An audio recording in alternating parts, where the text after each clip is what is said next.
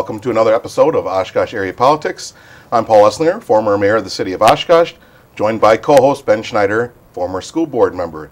Today we're going to be talking about some city council issues, and Ben and I are very happy and very pleased to have with us our current mayor, Burk and council member Steve Herman. Gentlemen, thank you very much for joining us this evening. Thank you for inviting us. Excellent, excellent. Pleased to be here. This should be fun. All right, now you guys just got beat up over a budget here not too long ago. So let's just kind of dive right into the budget, maybe, if you will. I'll ask the first question. As I was watching, I think, Steve, you were talking about the rainy day fund, the general fund. Right. Some money was taken out of there, which got us below the 16% level that's acceptable. So I think there was a council member that suggested we borrow money to put into the account to replenish that account. That's correct.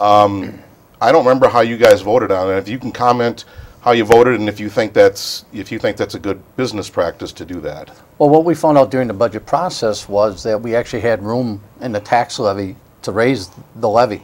So the thought of the council as we were going through the budget process is how can we put money back into that rainy day fund to get that above that 16% without, and the mayor was very concerned about raising the tax levy and tax to the citizens of Oshkosh. So there were several proposals that was put together by Councilmember Peck and I think one by Councilmember Hall. And I believe we put $127,000 somewhere close to $130,000 back into our reserves, so that we got back to that 16% that the Long Range Finance Committee recommended that the city would be at. So you, go ahead. I was going to say, at that point, we didn't really say we're going to borrow more money to do it. We increased the levy to do that at this time. We increased the levy, and so we're going to take that increased levy money that you could say if we put it directly in there, we'd need less bonding later, but we'd already made a move along that line. But in essence, we increased the levy, and then the money came from the increased levy was going to go into the reserve fund. One thing I talked about at that time, I said I can go along with that particular proposal as long as we aren't taking that increased levy and putting it into projects and expanding our base in some way or another. Right. Because in the long run, in fact, we'll get some further analysis on the long run, we should save money for the city over time by doing it to some extent. The other is that we'll have a reserve fund that will help us maintain our rating out there in the marketplace, which we're getting a little close to. I think you want to talk about the debt limit later. Reserve fund and the debt limit are the two things. One thing I noticed in that discussion, City Manager Mark Roloff, I think answered some questions. I think both of you guys had some questions.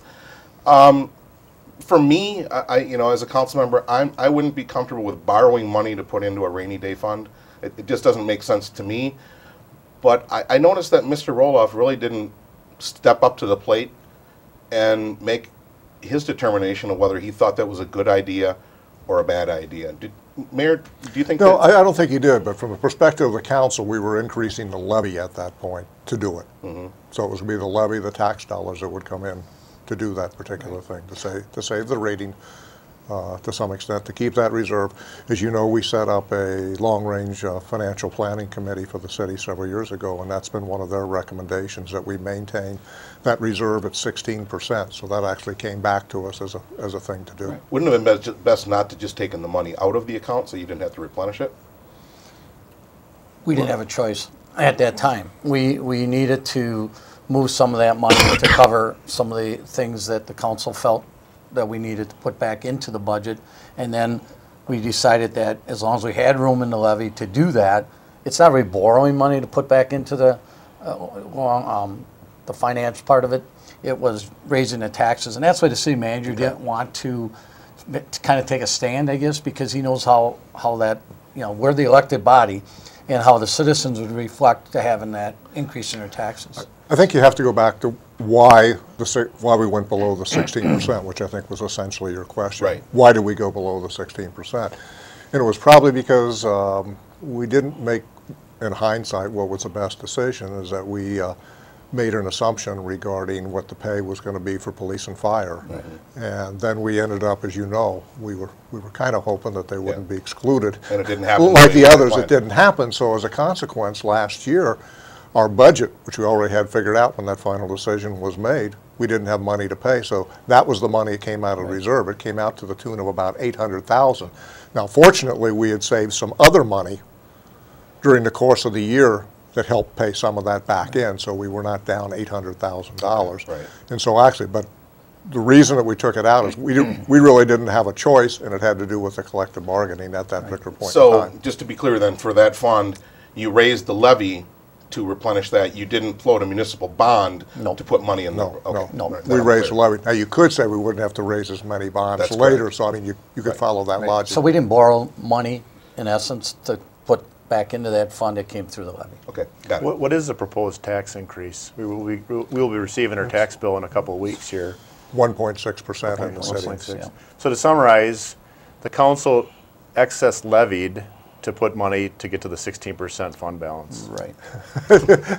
You threw in the word excess there, but we levied to do it as whether or not that's excessive or not. But in one sense, you're correct. Right. It's a value judgment. If you listen to that, I was supposed to go in above 1% with my series of votes, but council members felt that we could go to 1.6 as a council in general. So Right. the answer is Right. yes.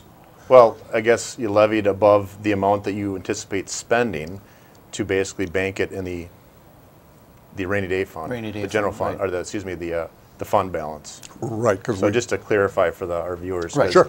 you know, we all benefit from being on elected bodies, so the fund balance, general fund, CIP, all these things are just very easy for us to grasp, but just to Right. spell it out.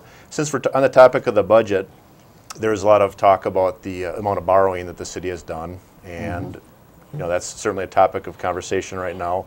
It looks like the current outstanding debt for the city is $137 million and change. I believe the limit that the city can borrow is 5% of the equalized valuation of $3.7 billion, which is roughly $188 million.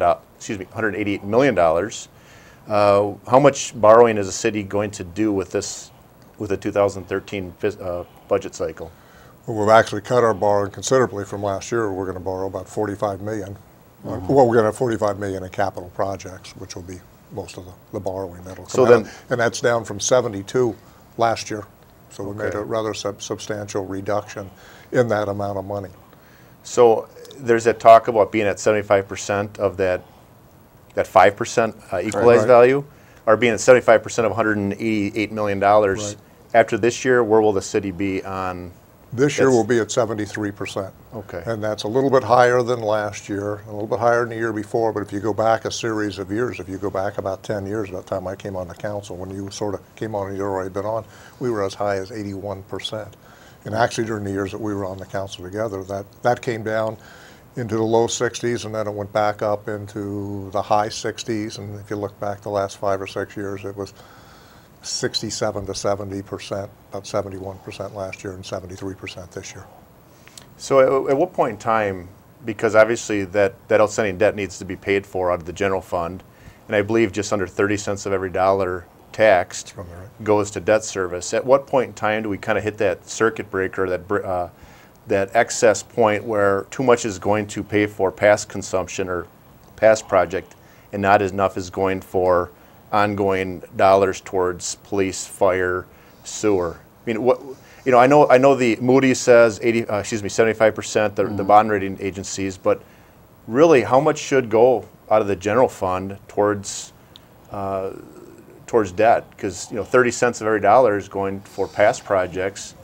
I think we're currently about where I think the council's comfortable that we're going to borrow. I mean, our long-range finance committee is setting policy guidelines. We're staying within those guidelines, and our finance director, Peggy Stino, is also kind of saying the same thing. So I think the council is very conscientious of those recommendations from those people, and I don't think we'll go higher than that 30 cents on the dollar kind of thing that will go off to pay our debt. I just don't think council members are comfortable going above that. So I think we're going to be paying as much off as we can, and we're reducing, as the mayor said, we're reducing some of our street projects this year, partly because of the central garage too, because that money, you know, we can't use wastewater treatment money, we can't use stormwater utility dollars for those types of things. So we have to borrow more of our budget for the city garage, but that city garage needs to be done. So this year we're cutting back. We're only doing about 3.5 miles of planned road construction.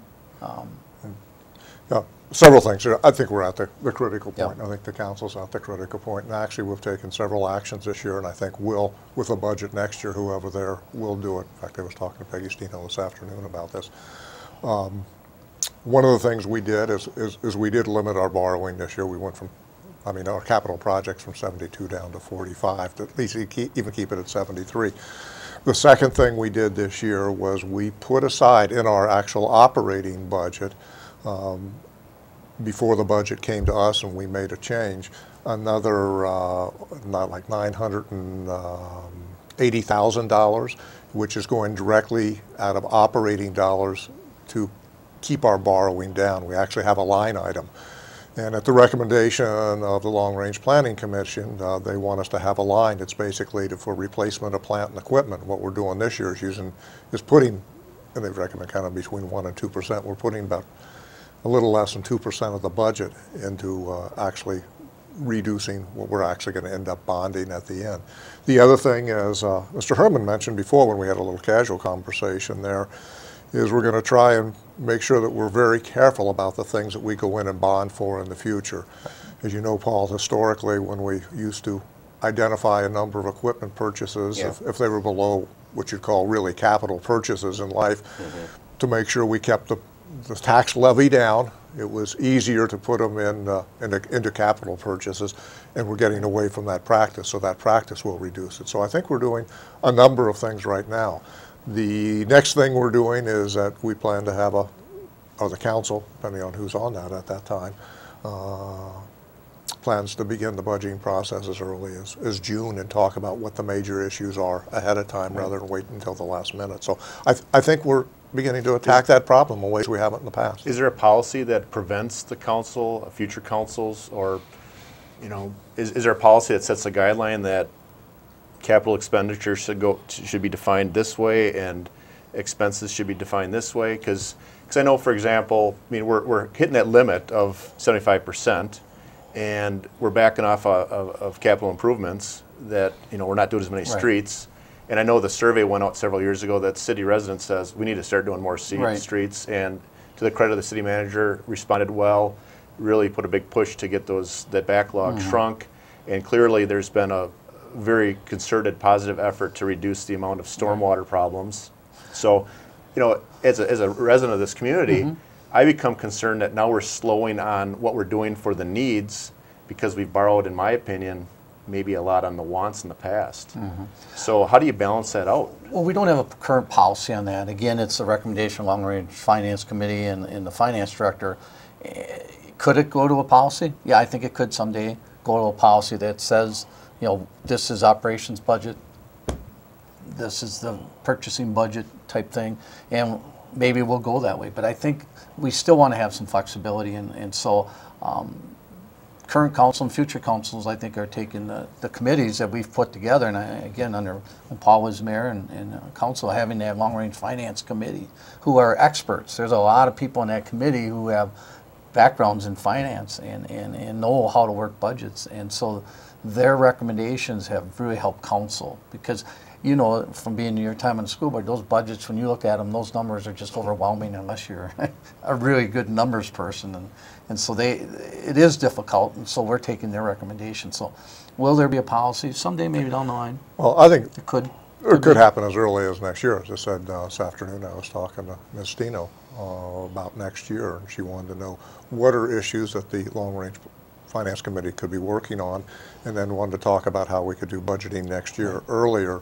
And the idea is to have a workshop with the council early in the year with some preliminary work done by the Long Range Planning Committee.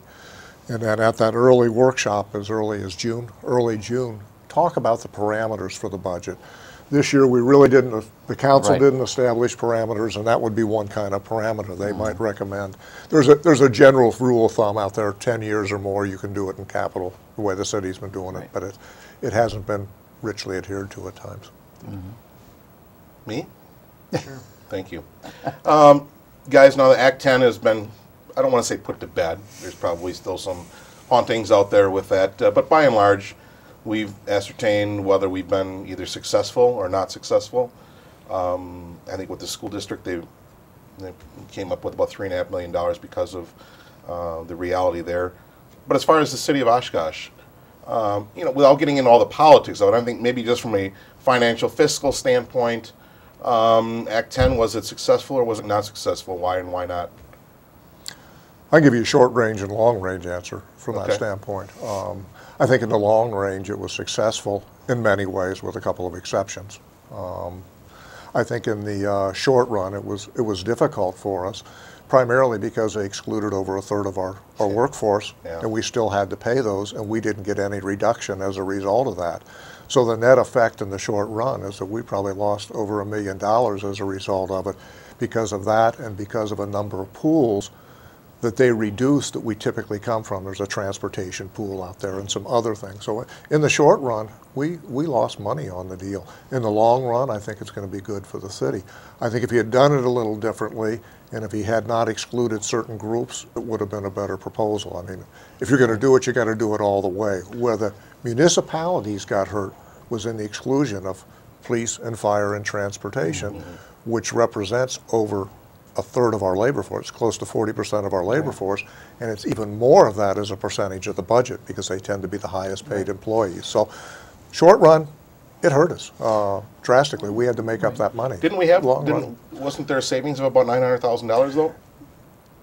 But no, well, we saved some money and it worked out all right for those employees.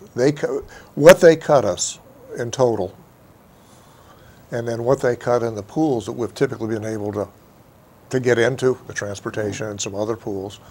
I don't have the exact figures here, Right, Paul, so I I don't do it.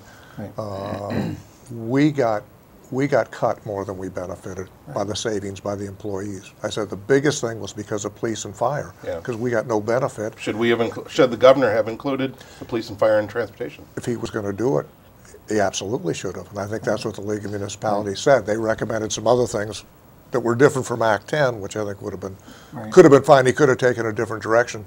But if he was going to do it, he should have done it all the way. If he had done it all the way, we would have come out ahead. Steve, your thoughts? Well, I agree with the mayor, and part of it too is, you know, we got the concessions, you know, from in a sense, from those employees that were affected by Act 10. You know, they had to go up to 5.8 on retirement.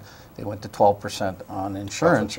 But those three bargaining entities, police, fire, and transit, that could still bargain, they weren't going to, you know, we had to negotiate with them, and they didn't go to 5, 8, and 12. That's right. You know, and so we just settled 2 of our contracts. Eventually, at the end of those 2, transit and fire will be there, but we didn't get the savings, as the mayor said, like we thought. And there was some anticipation from the state level that those organizations would come in and assist because they feel their fellow employees are being, you know, but, you know, as the mayor said, we ran into a lot of problems. We didn't have a salary study in place. We had to get a salary study in place. It cost us some money to hire a professional. We had to upgrade our employee handbook to be our contract with our employees for, you know, vacation and time off. That took a lot of city staff man hours to work on that, and meetings with staff and employees, so that we had a product to put on the table by the first of the year, because we had to move forward. So a lot of things had to happen in a short period of time from when that all happened that did cost us some money in the end. So yeah, and then the big cuts, you know, the transportation cuts really hurt. Some other cuts, aids to the library, to the, you know, the things that we, you know, to those areas really affected us too, that are quality of life issues.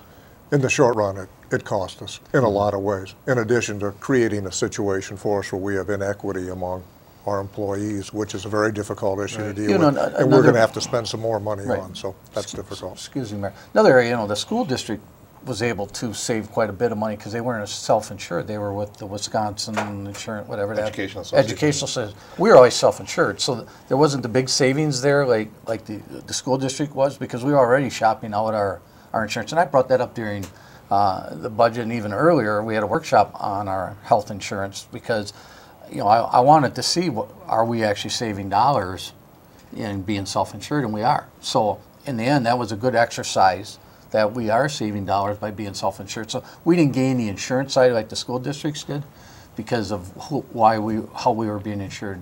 Just one quick follow-up question, and we're running out of time. We got a lot to go over. You know, I know that you had talked with some of the bargaining units, police, fire, transportation. I know in the end that the city manager suggested removing 3 firefighters from the budget. That was put back in your negotiation with the firefighters. Was it brought up instead of if we put 3 firefighters back in the budget, which the taxpayers would have to pay for, are you guys willing to take concessions to leave 3 of your fellow employees employed? The contract was actually completed prior to the final budget, so Right. that was not negotiated. We did not negotiate that. But you can bargain that anytime We you want. could have, but we did. As far as I know, that was not brought to the table from. Okay. But you know, I mean, that's all, it's sort of implied, but it was not specific in terms of, it's always implied that something can happen, because Right. we do have more flexibility. It was not put on under the Act table. 10, it was not put on as a specific, as far as, Right. you know, Okay. as far as we Fair know. enough. Well, just to, if we could spend another minute on this, obviously Act 10 was about, it was a response, from the governor inheriting a $3.6 billion deficit, Right. reduction in shared revenue, state aid to schools, shared revenue to the city. If it wasn't for Act 10, what would have the city have had to do? Ooh, that's kind of a tough question, because well, we would be at the bargaining table with our Public Works and all our different ASME groups that were so would we have had a bigger hole to fill? It's very possible. We probably wouldn't have got the insurance, obviously, and the retirement where we got it now. So there, that would have made a difference. So yeah, we probably would have had a bigger gap in the budget to fill than we currently had. Again, I'd go back to what I said before. In the short run, we probably could have handled it better than in the long run. I think this is what he did is a long run issue. And in the short run, there are some dynamics that make it a little different. It's hard to speculate. We would have done what we needed to do to make the budget work in a one-year Well, deal. typically what happens is you cut services and you raise taxes. Right. The school district had a $1.5 million deficit even before governor was even elected. As a result of Act 10, there was a $3.5 million surplus, which they didn't have to go that far in terms of the concessions. But Right. I have a question. In terms of I asked a few minutes ago regarding a policy, and it was really just more of a guideline, because there seems to be sometimes inconsistency from council to council, decision to decision. And for example, Sawdust Days. Sawdust Days runs from June 29th to July 5th. And I believe there's some access granted and some things allowed during Sawdust Days that are not allowed through the other almost 360 days of the year. For example, digging pits are allowed, pets are allowed in the park, campfires are permitted, there's free showers, there's free parking, and I believe someone said that there's glass bottles of beer allowed in the park. So, as a dog owner, I wish dogs on a leash were allowed in parks.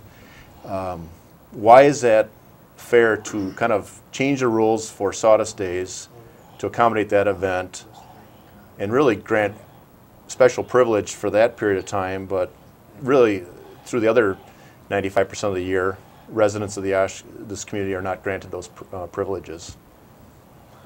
I think you bring up a difficult issue anytime. It also comes up in other areas where people ask for something special from the council, and the council are elected people, and they have the power to do that in given situations, and they use their best judgment. I don't know whether all those are in place or not, but I'm sure we do some of that, and part of it's been said that the value of Sawdust Days, a judgment on at least 4 members of the council is that a judgment is that Sawdust Days brings in certain things to the city and is important to the community in such a way to offset the negativity of some differences in the policy for a short period of time. It comes up at other times in the council. Some people have come in when we've done some streets and asked for a special reduction. We saw it in the last council meeting. And actually in one account, while you were on the council, we actually did that on, Yes, we did. actually on 2 occasions. We paid somebody's lateral too. I remember one for sure. The council, we did 2 things. There was one on New York, and the other was a special thing, which paid a plumber's bill. The council members are elected. They make a judgment. That's sometimes what it is.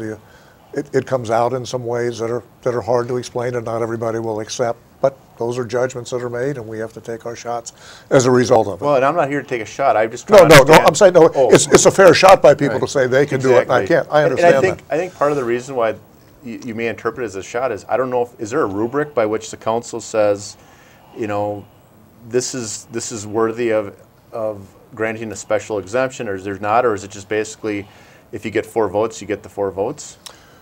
Is there a guideline? Is there a rubric? Is there some type of scale? Well, first off, when an event comes to the council, it's already gone through a subcommittee that reviews it, Right. Special Events Committee. If they add things to it, like you said, I didn't know that they allowed a bottle of beer in the park. And the dogs, I did know that they did allow that, and they opened fire pits because of the encampment and those types of things. Part of it is it's a community-wide event. All of Oshkosh kind of comes. It's the celebration of the 4th of July at Sawdust Days, so I think that adds a little bit to the council exempting some of those things. But a lot of that is letting the police department's discretion, because I've not seen all those special things added to the special event permit that's there. So I, as a council member, do try to treat every event the same. They all bring value to the city. They all bring economic value to the city, whether they stay in hotels or restaurants or shop downtown or shop wherever. They all bring value to the city. So I don't want to really give preferential treatment to one event over another event. Try to look at them all, whether they're a small event or a huge event like Sawdust Days, the same. That's why we have a special event policy, so that we can really treat everybody on the same playing field. Right, and I understand that, but is there a rubric that exists? I think in general, on most issues, there's a rubric that exists or some ordinance that exists out there. But the council, by its very nature, does have the power to grant an exception if they think somebody makes a sufficient argument. That happens periodically. I think that happens very seldom in terms of, if you take the totality of the decisions that are made, it happens very seldom. But the answer is, yeah, there's a rubric for almost everything. And I think we adhere to that probably 99% of the time, 100% of the time, in a whole host of issues. Okay. And then occasionally somebody will make an argument, and the council does have the power to grant an exception. And in some cases there are specific exceptions. There are some exceptions even in the current event policy. Sure. The council may grant exceptions. And so, just quickly, we don't decide things individually on every case. The rubric is there now. And then we grant an exception knowing that we granted an exception. So I will, actually, I'm very fascinated by this, so I will actually go to the city website tomorrow and try to seek out that rubric by which that's trying to determine, because I've often wondered, because we can walk a dog over by our neighborhood, but I know if I live by Menominee Park, we couldn't walk a dog, and there's over by Rouge Park, so got 1 minute. You got 1 minute. Okay. As far as terms, Mr. Herman, your term is not up. No, my term is not up. That was a misprint in the paper. They did a correction. I'm up. I have 1 more year in the council. Are you trying to tell me the Northwestern misprinted something? Yes, they did. I just don't believe that. Mayor Tower, your term is up. I think you've already announced that. I've already said I'm going to run again. I'm gathering signatures now. So. Okay, all right. One other thing I want to ask both of you, maybe if you hear stuff on the streets, sometimes it's actually true. The hotel project, and we're down to like literally 30 seconds. It's my understanding that that project is going to cost much more than it was originally, and there's some money issues. Anyone hear anything to the contrary of that? I've not heard anything. I think there are things where the cost has been higher than it was, but I haven't heard there are any money issues with it. It's a question of some of the costs are a little bit higher, but that will be up to the owners, and I haven't heard anybody coming to us. They won't come to us for any more money. Okay. And there's been nothing said along those lines. Right. And our money goes in last, by the way. Yes. And so I got to cut you off. Mayor Tower, thank you very much. Mr. Herman, thank you very much. Thanks, guys. With that, thank you for watching another episode of Oshkosh Area Politics. Good night and God bless.